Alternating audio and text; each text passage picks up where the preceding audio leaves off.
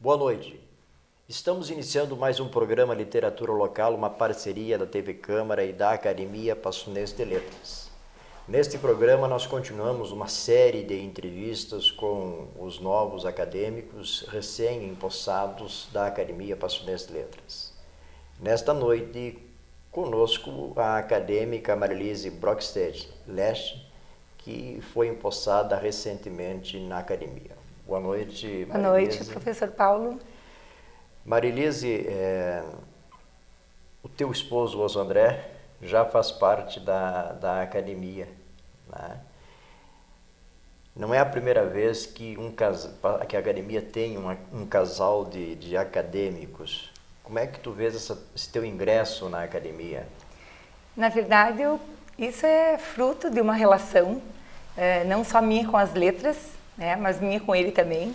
Toda uma influência que eu tive, que começou pelos meus pais, que também escreviam, né, e a minha mãe ainda escreve, é poetisa em Soledade. Então, faz parte da Academia Solidadense de Letras? Sim, é acadêmica da Academia Solidadense de Letras, recentemente instalada, há menos de 2 anos.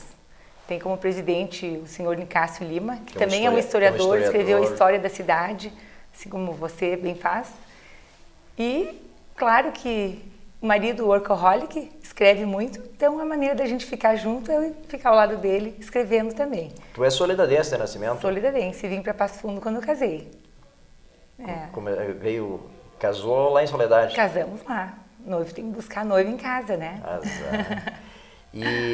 E a tua ligação assim com a literatura, tu falaste que começou em casa, como é que começou essa ligação? Os pais lendo, a mãe escreve? Meu pai era um leitor inveterado, ele conhecia o mundo todo através dos livros.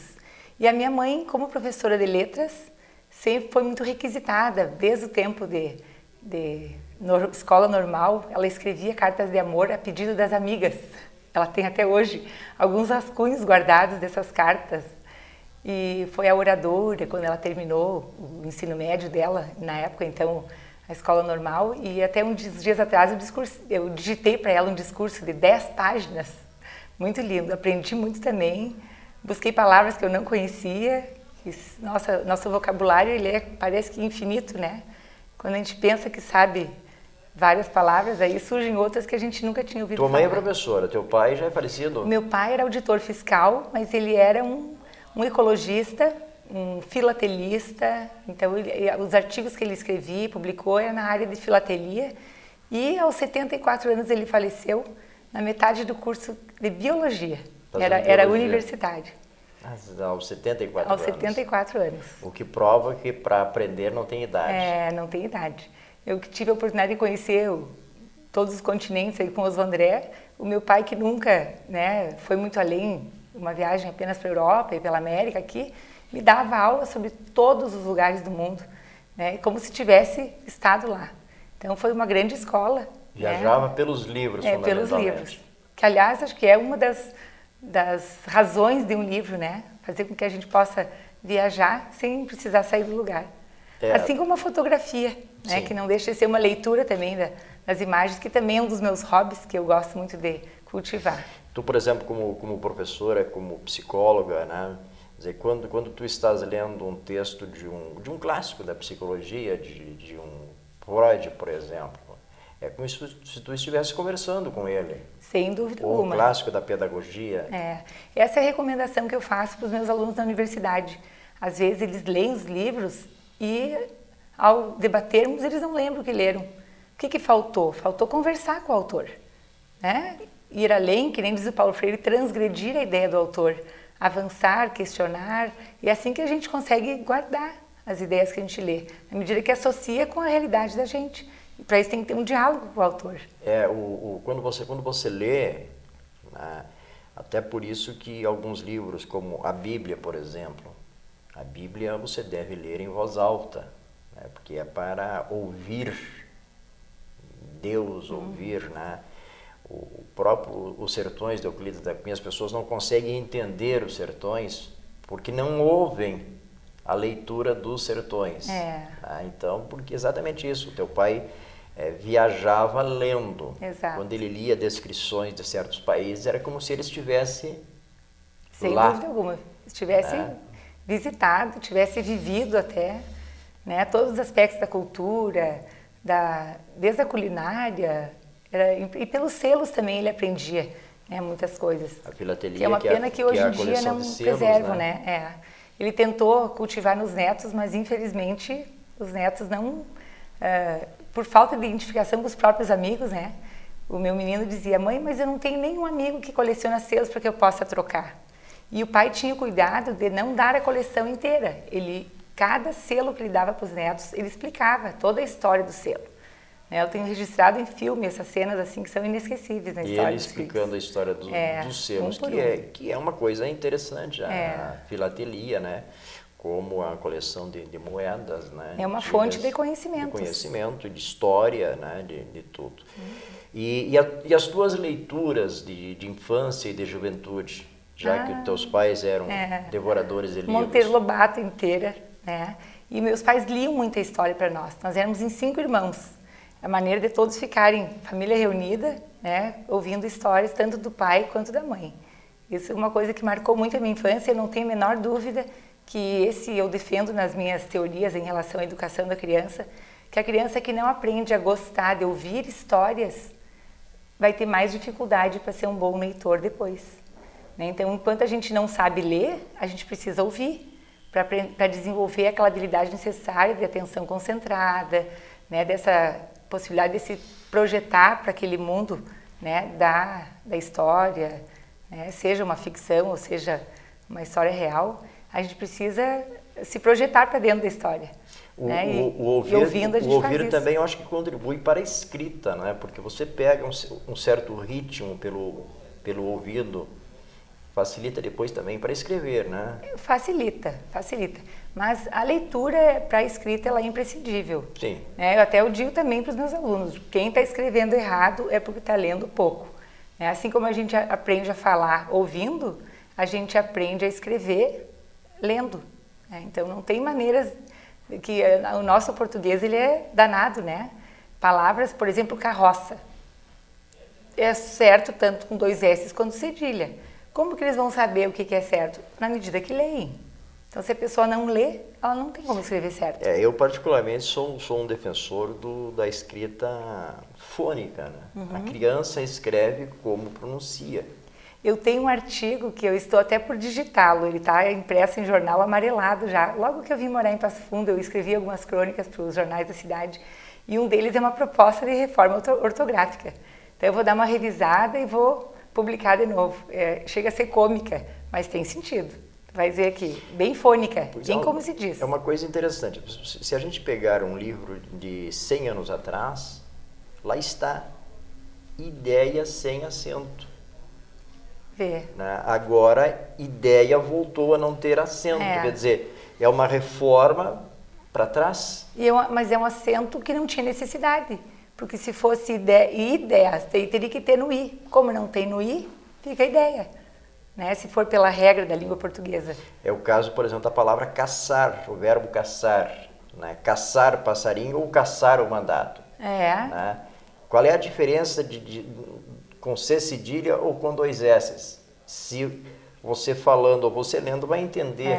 O risco que a gente corre ao escrever uma palavra errada, porque muda completamente o sentido. E quem escuta não percebe. Uma coisa, por exemplo, tu que viajas e tens contato com outras línguas, né?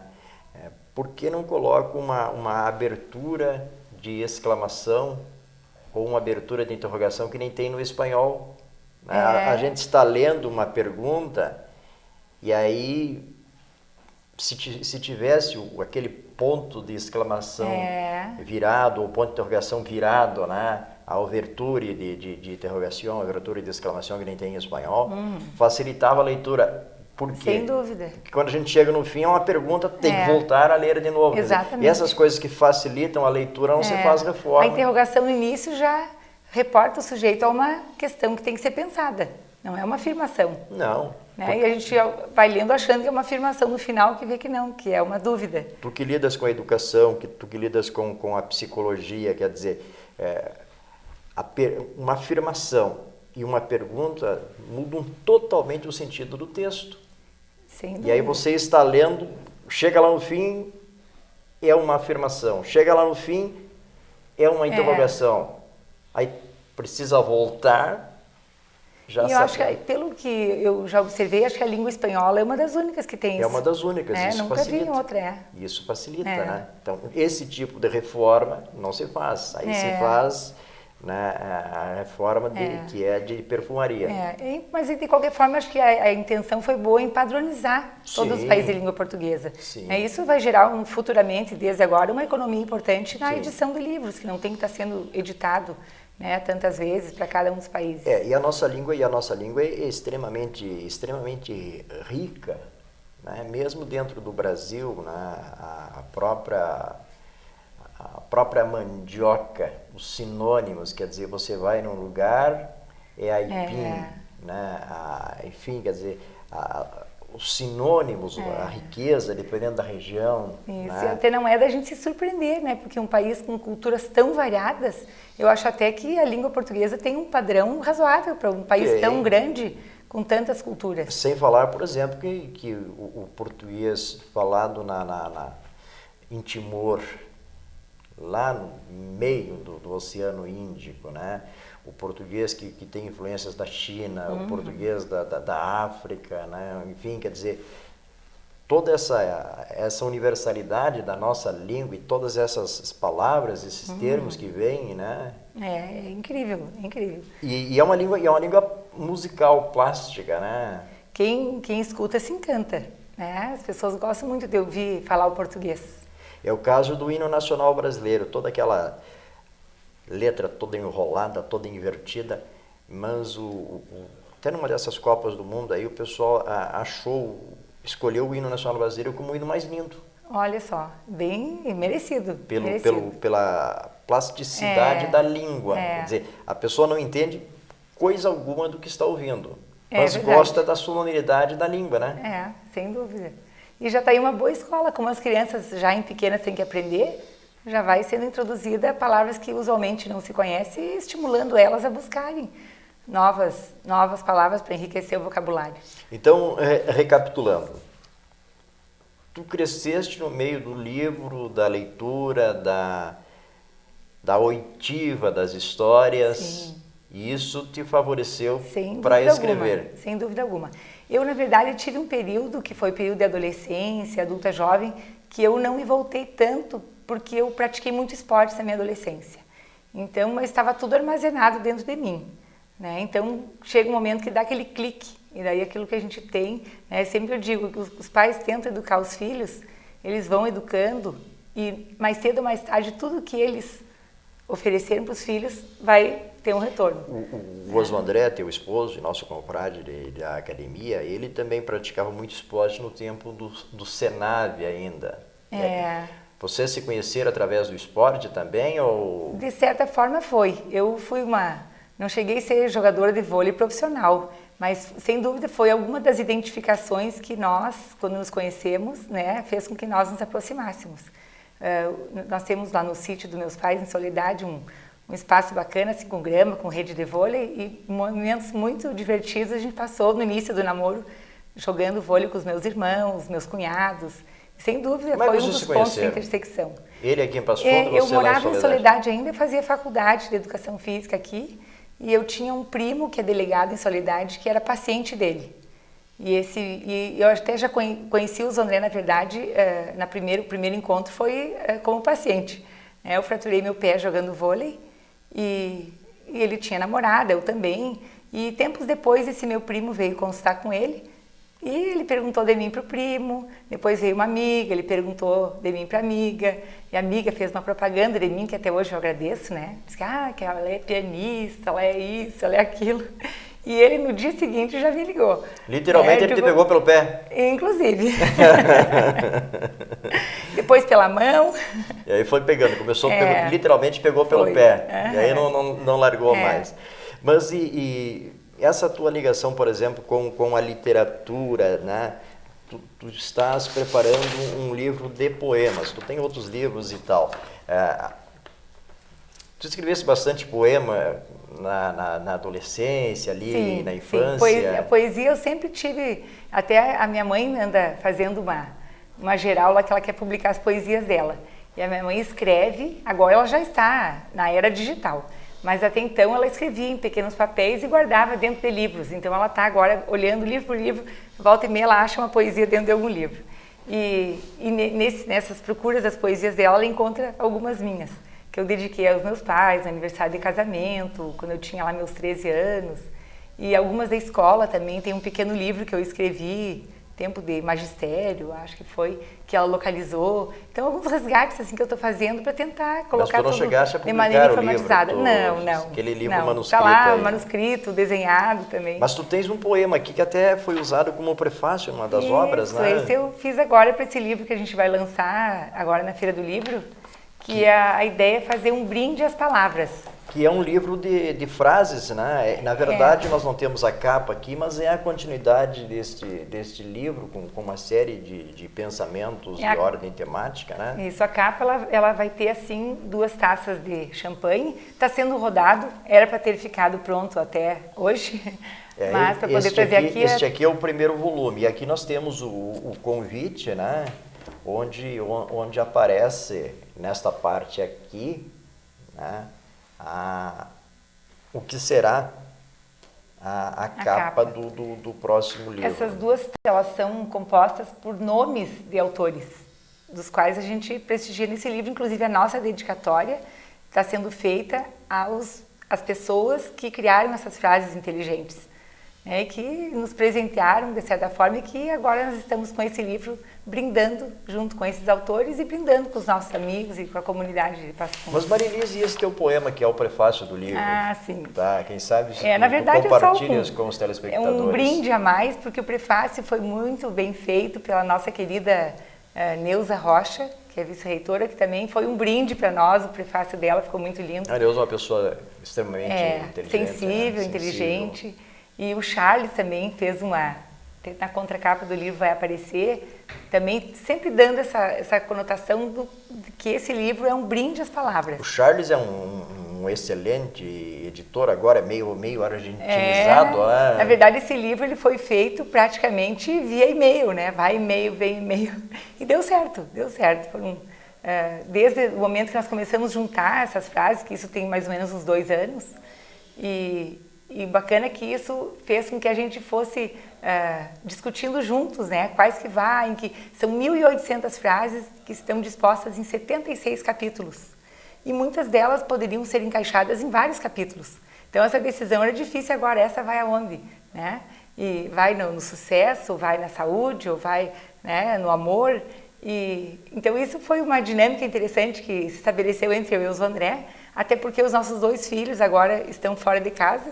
Então, foi um 3º filho que a gente fez, enquanto os 2 estão temporariamente em intercâmbio e se preparando para vestibular. Ano que vem eles voltam. E nesse meio tempo nasceu um livro, nasceu mais um filho. Nós temos de encerrar esse bloco, eu vou pedir que você encerre lendo okay. Esse poema. Ok, eu intitulei Palavras Dizem. Palavras lindas. Saudade, palavras cheias. Entusiasmo, palavras mágicas. Angústia, palavras vazias.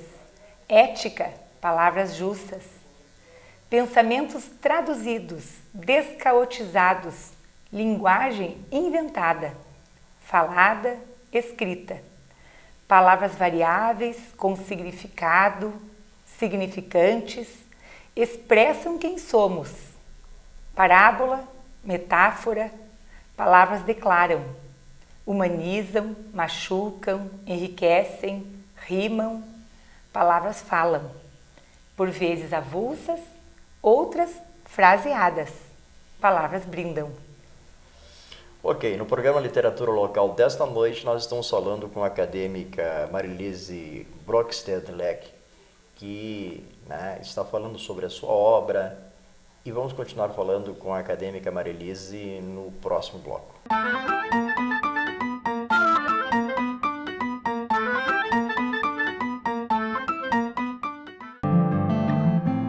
A Câmara de Vereadores é a expressão do Passo Fundense.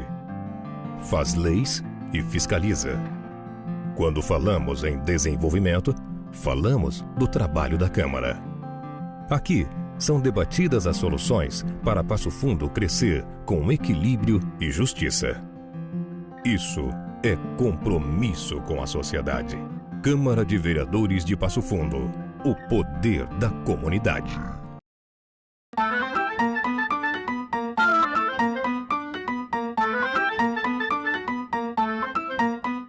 Estamos reiniciando o programa Literatura Local desta noite, que é uma parceria da TV Câmara e da Academia Passunense de Letras, nesta série de programas conversando com os novos acadêmicos, e nessa noite conosco a acadêmica Marilise Leck, que foi recentemente empossada como membro titular da Academia Passunense de Letras. Marilise, tu tens diversas obras publicadas, participação em diversas obras. Nós temos, por exemplo, esse livro Encontros com Educadores, onde tu participas, né, ao lado de algumas personalidades, como o Ziraldo, a Tatiana Belink, enfim, e outras personalidades do mundo das letras e da educação. Como é que é este livro, por exemplo? Na verdade, esse livro é fruto de aquelas coincidências boas que a vida, né, muitas vezes nos propõe. E a Luísa Oliva é uma editora, na verdade, dessa revista para a qual eu encaminho alguns artigos. É uma revista de educação, Direcional Educador. E ela teve a feliz ideia de reunir, quando a revista completou o número 50, ela reuniu as 50 entrevistas dessa revista e formou, então, essa obra, que é um baú do tesouro, como eu digo, né? Não por eu estar incluída, que acho que foi meio ao acaso, eu brinco, né? Mas foi um momento, a semana passada, até eu fui a São Paulo para o lançamento que aconteceu durante o congresso, um seminário internacional de psicopedagogia. Lá eu pude ter a alegria de encontrar alguns desses autores também. Foi um momento de partilha, um momento de encontro, né, como ela propõe nessa obra. E aqui tem uma leitura bem dinâmica, porque ela é toda em forma de perguntas e respostas, né, com esses 50 escritores que foram entrevistados na primeira página de cada uma dessas 50 revistas, então, que saíram. Na verdade, a entrevista comigo foi na época do lançamento do livro que eu escrevi sobre agressão na escola, e ela, então, me convidou para fazer parte desse livro. E eu fiquei muito feliz de estar no meio de tanta gente conhecida, e acho que, de certa forma, é um reconhecimento, né, a minha trajetória e fruto do meu trabalho como pesquisadora, como professora, psicóloga, e espero que possa ter uma boa aceitação. Pelo que ela me disse, já me deu um feedback aí, diz que lá em São Paulo venderam um número inesperado de obras já no lançamento.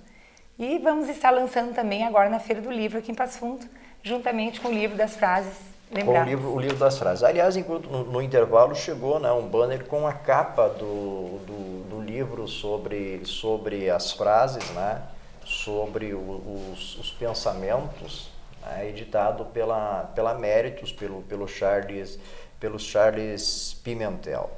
Mas essa questão nós já falamos até há alguns meses atrás, quando do lançamento deste teu livro sobre a agressão na escola. Esse é um problema muito sério, essa questão da agressividade na escola, escolas suspendendo aulas, né, atos de violência que são desesperadores, né, Marilise? A escola é uma célula da sociedade, né, Paulo? O que acontece na sociedade, de certa forma, também se reproduz dentro da escola. Não pode ser diferente. Então, esse tipo de problema sempre houve, na verdade, e o que eu entendo que agora as pessoas estão cada vez mais preocupadas. E o papel da escola também, ele foi se modificando, né, nas últimas décadas, e hoje o aluno está tendo mais espaço para manifestações.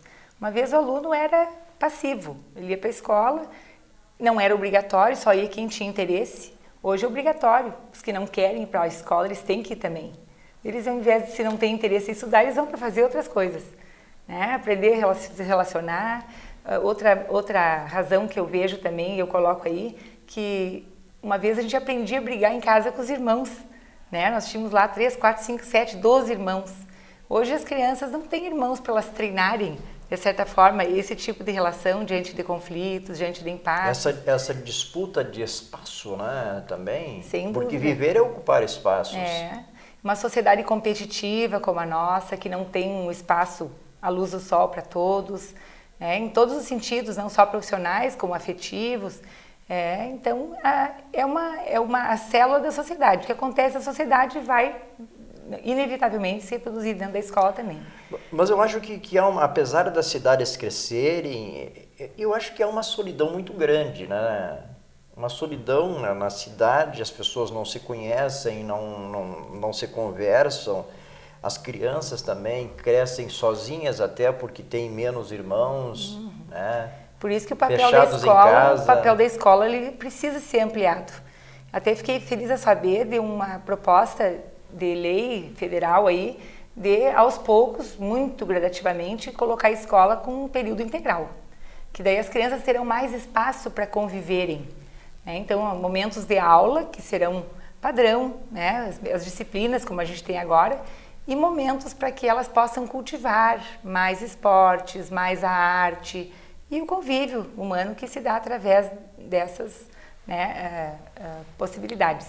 E acho que isso poderá ajudar. Uma das propostas para reduzir violência foi abrir a escola nos finais de semana, porque a escola deve ser um lugar em que as crianças se sintam bem lá dentro, que elas possam usufruir dos espaços que ela tem, de oficinas, de quadra para esportes. Então a escola, sem dúvida, enquanto ela não assumir esse papel, óbvio que não é o papel dos pais, que a gente também não pode confundir, que muitas vezes os pais esperam que a escola faça a vez deles, e vice-versa. Então, mas de certa forma, enquanto ela não puder abrir para que seja um espaço de convívio e não só de transmissão de conhecimentos, como era a escola tradicional, os problemas vão continuar aumentando. Porque as pessoas acham que a educação é responsabilidade dos professores, né?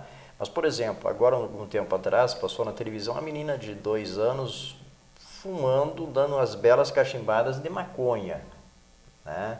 E a mãe e o traficante se divertindo. Quer dizer, ela com 2, 3 anos, ela está sendo educada ao consumo de droga. Quando ela chegar ali com 5 ou 6 anos na escola, o que ela vai fazer na escola?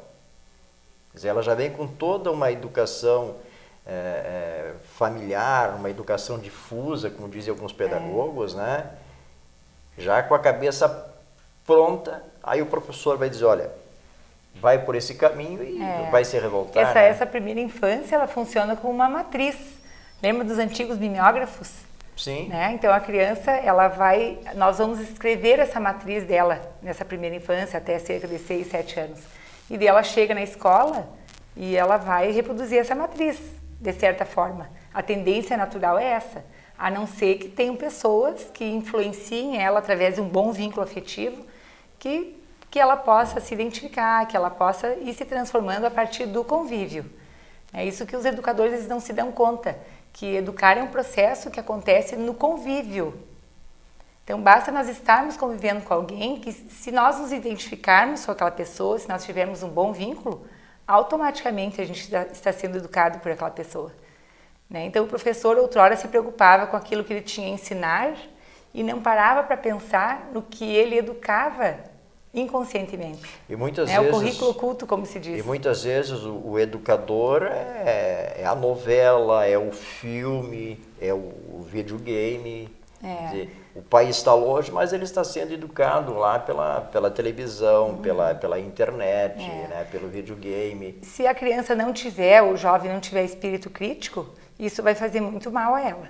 Agora, se os pais ensinarem a criança ao ver a novela, não seria tão grave desde que não tivesse que tivesse alguém junto a elas criticando aquilo que está acontecendo, ou pelo menos fazendo ela pensar, o que você acha sobre isso que aconteceu, porque a gente só consegue educar quando a gente faz pensar. O pai da pedagogia moderna, o Rousseau, aliás, daqui a 2 anos a pedagogia moderna completa 250 anos, com a publicação do Emílio, Ele dizia que o homem nasce livre e por toda parte jaz entre ferros, quer dizer, a criança, quando nasce, ela nasce completamente livre, ela não sabe o que é certo, o que é errado, o que é bom, e aí aos poucos ela vai sendo amarradinha para um lado, que nem uma arvorezinha, vai sendo endireitada, quer dizer,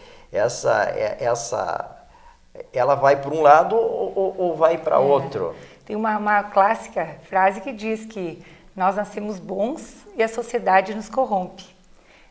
Uma vez eu fiquei até um pouco impactada quando eu li uma reportagem que dizia que o título da reportagem era Eles Nascem Diabinhos. E tinha uma criança de uns 2 aninhos com a roupinha de diabinho. E óbvio que eu não concordei, mas me fez pensar. Porque o exemplo da questão da competição e da cooperação.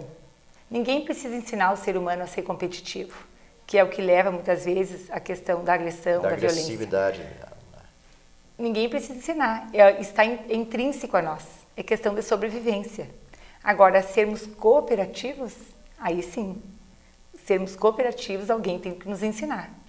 Né? Então, a tendência natural do ser humano é buscar a sobrevivência e, para tanto, ela vai competir, ela vai agredir, ela vai lutar por isso. Então, nós precisamos chegar, nós educadores, e ir mostrando para elas, através do nosso exemplo, da palavra também, é claro, mas embora a palavra não seja suficiente, que existem maneiras da gente conseguir aquilo que se quer sem precisar fazer uso da violência, da competição, que a gente faça essa competição, mas com a gente mesmo, tentando ser melhor a cada dia. Então, a criança precisa ser educada. E não existe educar para o mal. Educar é sempre para o bem. Então, quando a gente diferencia nos estudos o ensinar do educar, eu posso ensinar alguém a assaltar um carro, arrombar uma casa, educar não. Então, o adulto que é um sujeito do mal, vamos dizer assim, que foi corrompido, esse é um adulto que, na verdade, não foi suficientemente educado.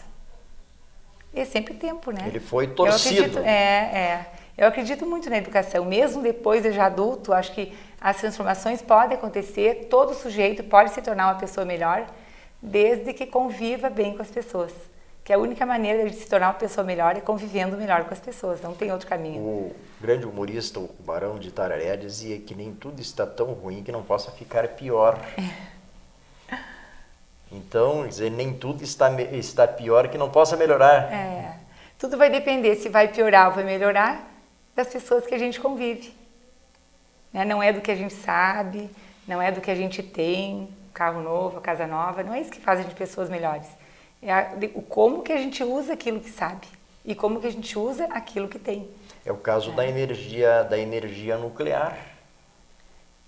Né? Como que ela é usada. Como que ela é usada. Santos Dumont se suicidou quando o avião que ele levou anos, junto com os franceses, para construir, foi usado na Primeira Guerra Mundial para ser lançadas bombas. Imagina se ele visse o atentado às Torres Gêmeas. Sim, e se ele visse a bomba atômica lançada dos aviões americanos? O próprio computador. O computador não é uma coisa boa ou ruim em si. Ele é um computador. Nós é que vamos conferir o valor a ele, se vai ser bom ou não. Dar a utilidade ou a inutilidade. Exatamente. Perfeito. No programa Literatura Local desta noite, que é uma parceria da TV Câmara e da Academia Passo-Fundo de Letras, nós conversamos com mais uma nova acadêmica, integrante da Academia Passo-Fundo de Letras, a educadora, a psicóloga, a professora Marilise Brokestad. Acho que consegui pronunciar. Lesch. Marilise, boa noite, obrigado pela tua participação, por esse debate, para que as pessoas conheçam melhor o que é a Academia Passo-Fundo de Letras, quem são os nossos acadêmicos, o que fazem, o que pensam. É uma responsabilidade grande, né, confrade? Espero fazer jus a esse título, continuar produzindo cada vez mais. Ano que vem eu começo meu doutorado, com certeza já vai ser um outro livro, onde eu vou juntar de novo as minhas duas áreas, que é a educação física e a psicologia, e quero defender a tese de que através do jogo, da atividade física, do esporte, a gente desenvolve a nossa moral, a partir principalmente das questões da cooperação, né, versus a competição. E aqui no estado nós temos um exemplo, que é essa divisão entre Grêmio e Internacional, que essa competitividade faz exatamente do nosso futebol um dos melhores do Brasil, e um futebol que está sempre aí nas cabeças, como se diz popularmente, né? Essa competitividade e essa disputa saudável, Isso.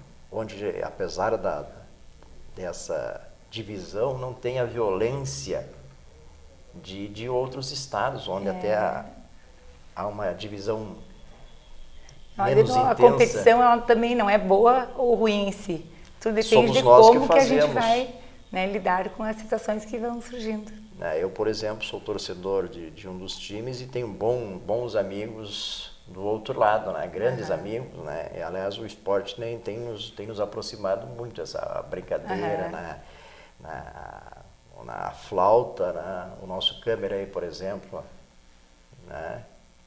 Ele às vezes ele sofre conosco aqui também, né? Lá tem o outro dando risada, né? Sim, estão faceiros, mas começaram a parar, hein? Tá? Então, Marilise, mais uma vez, muito obrigado, boa noite. Obrigada, boa noite, obrigada boa noite pela aos oportunidade. telespectadores e às telespectadoras e até o próximo programa Literatura Local.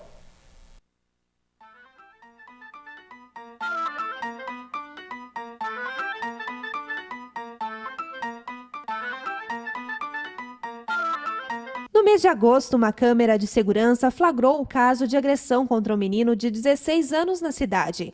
As imagens mostram um ataque a socos e pontapés. A violência que iniciou na escola é um exemplo comum de bullying.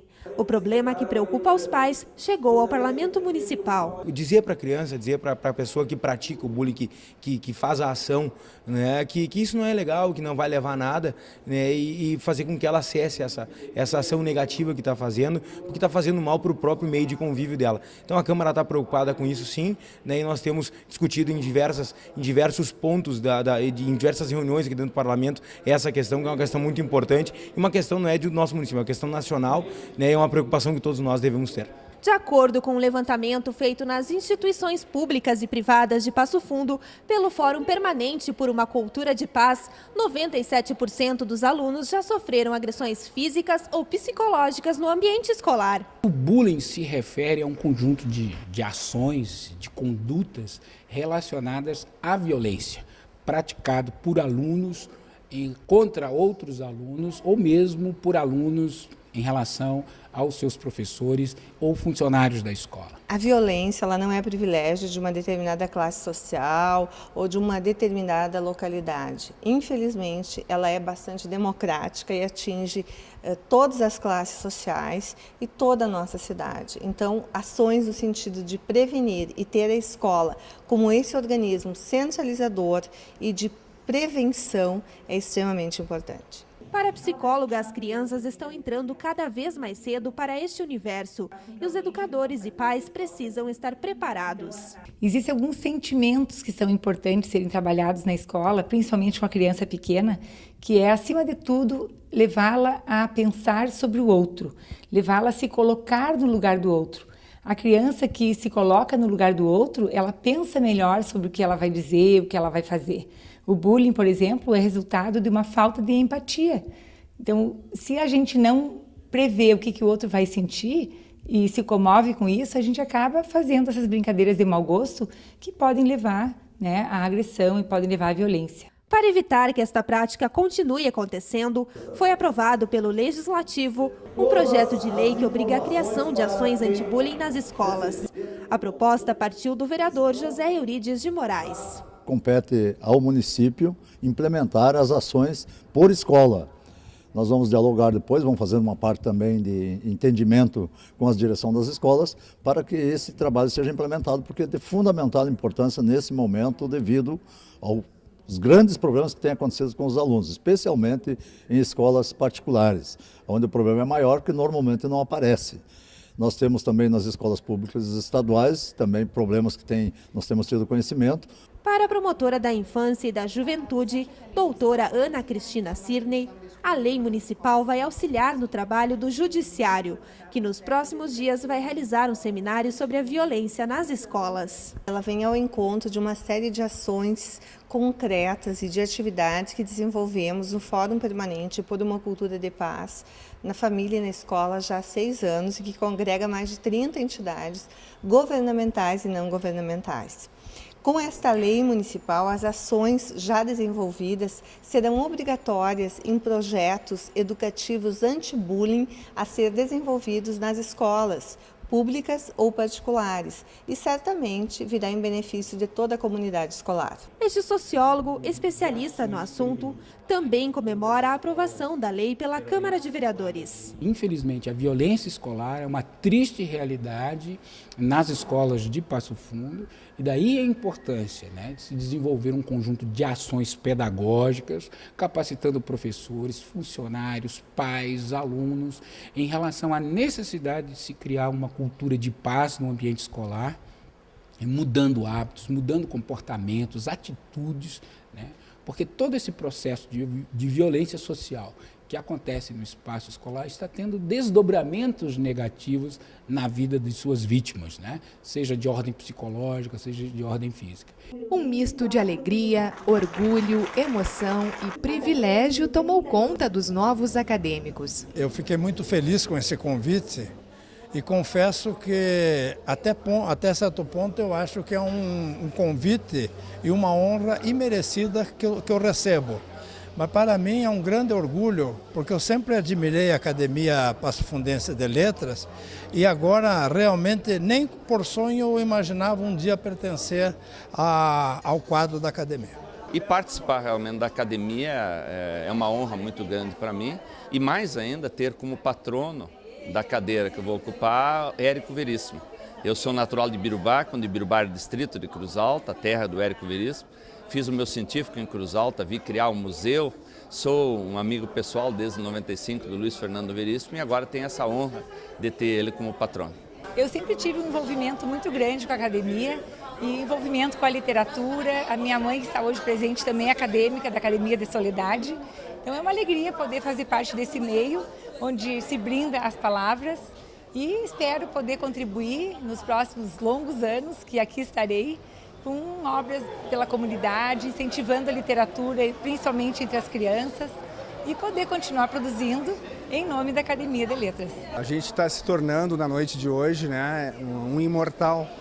Na verdade, a imortalidade reside na nossa obra, né? São os livros que ficam e são os leitores que multiplicam esses livros à medida que fazem leituras e releituras das nossas obras. E pertencer à Academia Passo Fundense de Letras é uma distinção. Primeiro foi um objetivo escrever meus livros, um romance e outro de história regional, e tem mais um terceiro que está pronto, vai se intitular Coxilha do Céu. Chegar hoje junto com meus colegas imortais, como vocês dizem, é uma honra que todo escritor almeja atingir. Acho que é um privilégio de poucos e isso me deu muita alegria. Quando eu fui convidada, eu fiquei muito emocionada, porque as letras para mim são muito importantes. E o presidente licenciado da Câmara Municipal, o vereador Diógenes Bacejo, está entre os 7 membros que tomam posse nesta noite aqui na Academia Passo Fundense de Letras. Doutor Bacejo, o senhor tem 8 livros lançados na área médica. O que representa para o senhor agora fazer parte, de fato, da Academia Passo Fundense de Letras? É uma honra para mim, né, poder fazer parte de tão seleto grupo de escritores, né? Nós que temos 8 livros publicados, todos eles na área técnica, mas também um livro em especial que foi publicado aqui pela nossa editora da UPF, que fala sobre o câncer de mama, a nossa experiência pessoal e a experiência de algumas pacientes. Então, o livro para leigos, né? Esse livro já foi esgotado a várias edições, né? E é uma honra para nós podermos hoje compor, de fato, a Academia Passo Fundense de Letras. Claro que hoje é um momento especial, né, para nós, um colega vereador, né, em pleno exercício da sua função legislativa, estar sendo empossado como imortal, como acadêmico da nossa Academia Passo Fundense de Letras. Mas é um evento que a Câmara sempre deve estar presente, né? A Academia tem uma importância muito grande para a nossa cidade, né, tem uma importância muito grande para a nossa região e nós temos, como representantes da comunidade, fazer essa parceria, fazer contar com a nossa presença aqui, né, marcar a nossa presença nesses grandes eventos da Academia Passo Fundense de Letras, e a gente aproveita para, em nome do Legislativo, parabenizar a todos os 7 novos conselheiros, 7 novos imortais. Diógenes Bacejo é médico, professor da UPF, vereador e recentemente foi eleito deputado estadual. Carlos Antônio Madalosso também é médico e professor da universidade e já foi secretário municipal da saúde.